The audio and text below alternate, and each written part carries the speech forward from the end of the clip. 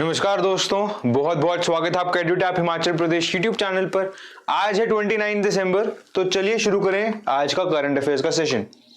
तो दोस्तों हमारा जो पहला टास्क रहेगा वो होगा पिछली वीडियो की रिवीजन करना, राइट। तो गुजरात, महाराष्ट्र और गोवा ने टॉप किया है हमारा good governance index, right. Next क्या है, state health index bye NITI Aayog. इसमें किस किसने टॉप किया है? 3 कैटेगरीज थी हमारी लार्ज स्टेट्स, जिसमें कि केरला और तमिलनाडु ने टॉप किया है।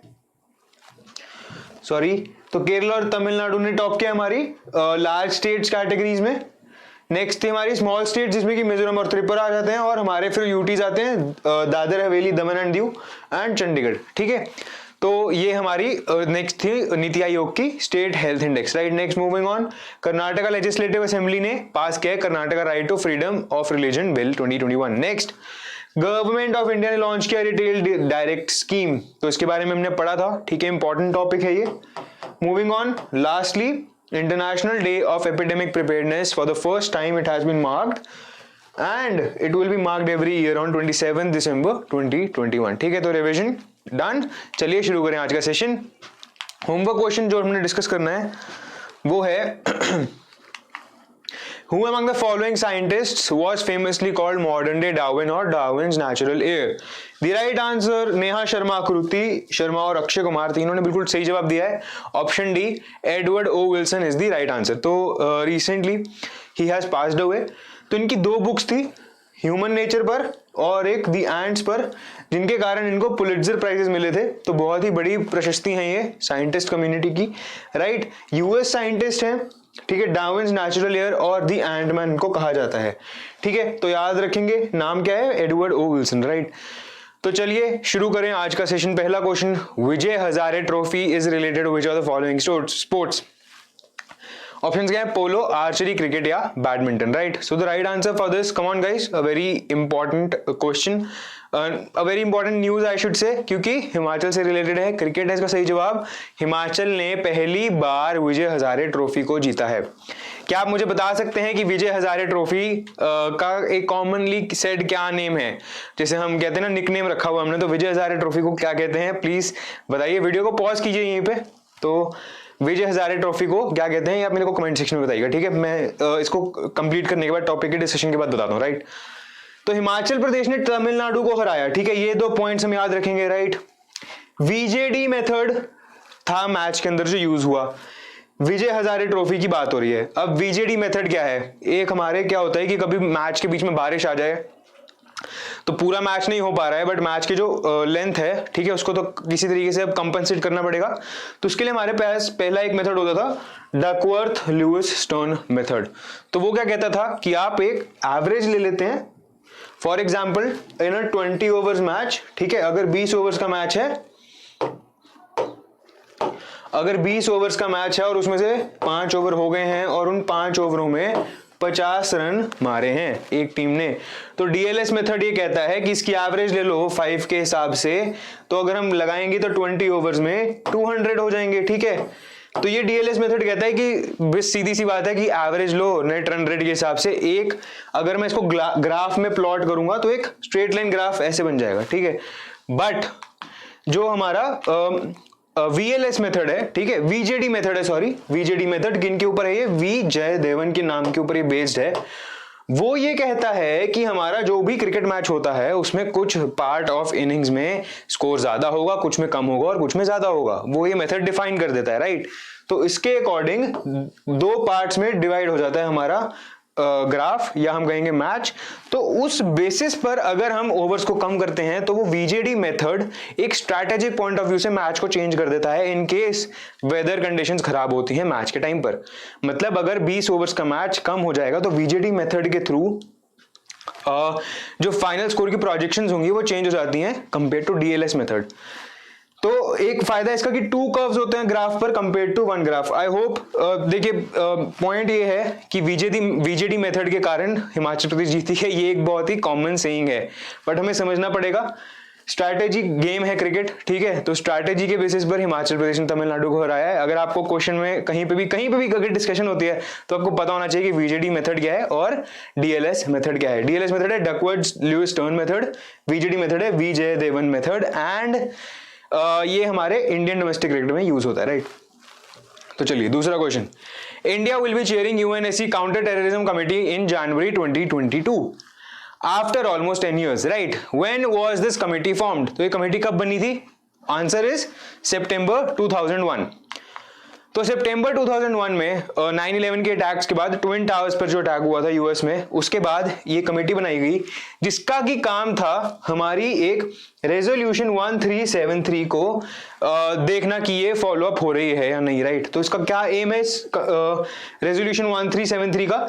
To enhance legal and institutional ability to counter terrorism activities at home मतलब अपनी खुद की कंट्रीज में एंड अराउंड द वर्ल्ड, ठीक है। तो इंडिया इसकी जो कमिटी है उसको चेयर करेगा in January 2022 after almost 10 years. So this becomes a very important news, right? So moving on to question number 3. Recently in news, AI prosecutor has been developed by which of the following countries? तो AI prosecutor हम इसके बारे में भी पढ़ेंगे। Question ये है कि किस कंट्री ने बनाया है। ऑप्शंस हैं इजराइल, यूएसए, चाइना या Japan. The right answer is China, right. तो मैं बताता हूं इसमें है क्या। एक प्रोसिक्यूटर होता है जो कि आपके कोर्ट के जज के पास आपका केस लेके जाता है, ये बताता है कि हम एक कन्विक्टेड बंदे पर, एक क्रिमिनल पर जिसको कि हम बोल रहे हैं, एक्यूज कर रहे हैं, ये चार्जेस हम उसके ऊपर फाइल कर रहे हैं, तो उससे बनती है चार्ज शीट। तो अगर कोई बंदा कोई क्राइम करता है तो उसके ऊपर अकॉर्डिंग टू लॉ किस किस सेक्शन के अंडर क्या क्या उस पे चार्जेस इंपोज किए जा सकते हैं, वो काम होता है प्रोसिक्यूटर का। तो आर्टिफिशियल इंटेलिजेंस प्रोसिक्यूटर चाइना ने डेवलप किया है over the period of 5 years। तो 2015 से लेके 2020 तक के 17,000 केसेस की उसको डेटा में उसको मतलब उसको प्रोसेस करवाया गया, राइट। तो उससे उसने ये सीखा कि अगर कोई इस तरीके का केस आता है तो उसके ऊपर ये चार्जेस लगाने हैं, इस तरीके का केस आता है तो ये चार्जेस लगाने हैं। तो उससे आज के टाइम पे उसकी एक्यूरेसी जो है 97% राइट हो गई है। मतलब 97% केसेस में उसकी जो चार्जशीट फाइल होती है that is perfect, that is accurate, right. तो चाइना ने इस चीज को प्रूव कर दिया है कि हाँ, अब आर्टिफिशियल इंटेलिजेंस के थ्रू हम चार्जशीट फाइल कर सकते हैं। तो आप मुझे बताइए कमेंट सेक्शन में नीचे बताइए मुझे, इसको आप अपना होमवर्क क्वेश्चन समझिए, आप इसको समझिए कि आपके मेंस में पूछा गया है, आपसे इंटरव्यू में पूछा गया है, या फिर आपके किसी कलीग ने, आपके किसी दोस्त ने आपसे चीज पूछी है, तो आपका इस पे क्या राय है कि ये चीज कितनी सही है। टेक्नोलॉजी के हाथ में हमें कितनी बड़ी पावर दे रहे हैं कि एक बंदे के ऊपर जो चार्जशीट फाइल करनी है वो एक इंसान ना होने की जगह एक AI मशीन भरेगी। सही है या गलत है? ऑब्वियसली प्रोज भी होंगे, कॉन्स भी होंगे, हर एक चीज के फायदे नुकसान होते हैं। आप नीचे लिस्ट डाउन कीजिए आपके अकॉर्डिंग क्या सही है इसमें, क्या गलत है, ठीक है। एंड ये एक बहुत बड़ी डेवलपमेंट ये शो करती है कि आगे आने वाले टाइम में कितने सारे ऐसे प्रोफेशंस हैं जो कि artificial intelligence, robots, technology overtake कर सकती है, राइट। तो please let me know your thoughts. Shanghai Pudong people's procurator, ठीक है, ये जो है ये चाइना की एक बॉडी है जो कि प्रोसिक्यूशन ऑफिस है चाइना का जिसने की इसको डेवलप किया, राइट। तो चलिए अगले क्वेश्चन की तरफ। What is the current level of ethanol blending in petrol in India? तो इथेनॉल ब्लेंडिंग का भी क्या परसेंटेज चल रही है इंडिया में? 10%, 1.53%, 8.3% या फिर 20%? द राइट आंसर इन दिसंबर 2021, ये ध्यान रखना है कि किस टाइम की बात हो रही है। The right answer is 8.3%, right.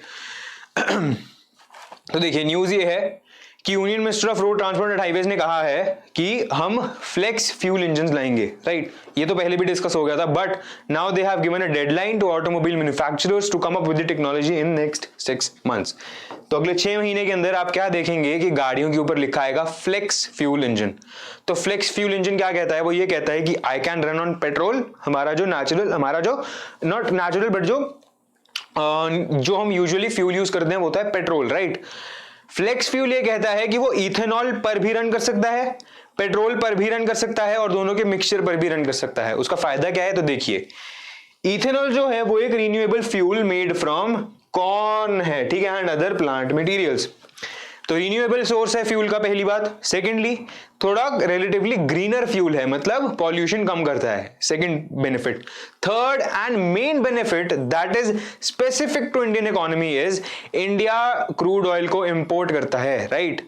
But अगर इथेनॉल हम यूज करते हैं instead of petrol, we can decrease that import, क्योंकि जो इथेनॉल है वो हमारी शुगर मैन्युफैक्चरिंग मिल्स प्रोड्यूस करती हैं, राइट।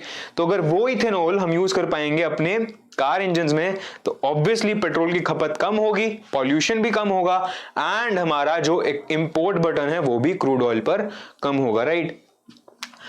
तो फ्लेक्स फ्यूल इंजन का मेन अभी तो है कि पेट्रोल के अंदर 8.3% इथेनॉल की मिक्सिंग होकर हमारे इंजन के अंदर वो चीज यूज हो जाती है।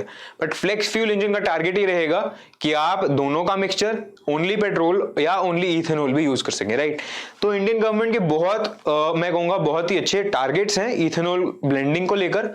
आप नीचे कमेंट सेक्शन में बताइए आपको कौन कौन से टारगेट्स याद हैं, and what are the current targets that India has taken to achieve its ethanol blending, right.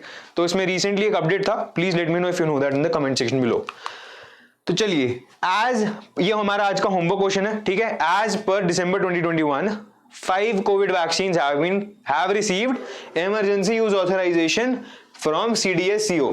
तो ये statement number 1। Statement number 2, Novavax is India's first indigenously developed RBD protein सब यूनिट वैक्सीन। थोड़ा technical question है but it is a very important question I think. Why? देखिए, vaccines का प्रचलन, उनकी science या टेक्नोलॉजी का जो भी पार्ट है वो बहुत एडवांस हो रहा है आज के टाइम पे, राइट। तो आगे आने वाले टाइम पर साइंस के वैक्सीन्स के बारे में जानना ना एक बहुत ज्यादा एक हमारी लिटरेसी का पार्ट बन सकता है। क्यों? क्योंकि वैक्सीन से हम कह रहे हैं कि HIV एड्स जैसी बीमारियों को भी हम अब काउंटर कर पाएंगे, राइट। एंड कोविड के अंदर तो हमने देखा ही है कि कितना ज्यादा हॉस्पिटलाइजेशन को कम कर पा रही हैं वैक्सीन्स। तो both the statements you have to tell me इसमें से क्या सही ऑप्शन है। Only 1 is correct, only 2 is correct, both 1 and 2 are correct, या none of them are correct. So do let me know. इसको हम नेक्स्ट वीडियो में discuss करेंगे। प्लीज अगर सही आंसर पता है तो दीजिए, अगर गलत पता है तो गलत दीजिए, कोई दिक्कत नहीं है। क्यों? क्योंकि अगली वीडियो तक डाउट्स पूरे क्लियर होंगे और एग्जाम के बीच में आप पक्का 100% करेक्ट मार्क करके आएंगे आंसर, अगर इस टॉपिक से क्वेश्चन आता है तो, ठीक है। तो दोस्तों, करंट अफेयर्स का सेशन आज का यहीं पर खत्म होता है। अगर आपने सब्सक्राइब नहीं किया चैनल को तो प्लीज कंसिडर कीजिए सब्सक्राइब करना, एंड टेलीग्राम चैनल के थ्रू आपको PDF मिल रही है सेशंस की, तो you can join our Telegram channel, link is in the description box below. तो बहुत बहुत शुक्रिया आपका हमारे साथ जुड़ने के लिए। किसी भी क्वेरी के लिए आप हमें फोन भी कर सकते हैं, कॉल करिए, हम आपसे बात करेंगे। कोई भी डाउट है मेल भी कर सकते हैं। कमेंट सेक्शन में कोई भी क्वेरी है तो प्लीज उसको शेयर कीजिए। कोई टॉपिक है डिस्कस करना चाहते हैं तो वो प्लीज शेयर कीजिए, उस पर वीडियो बनाएंगे, डिस्कस करेंगे। And lastly friends, thank you very much for joining in. See you tomorrow, bye bye, signing off, Divanshu Gupta, bye.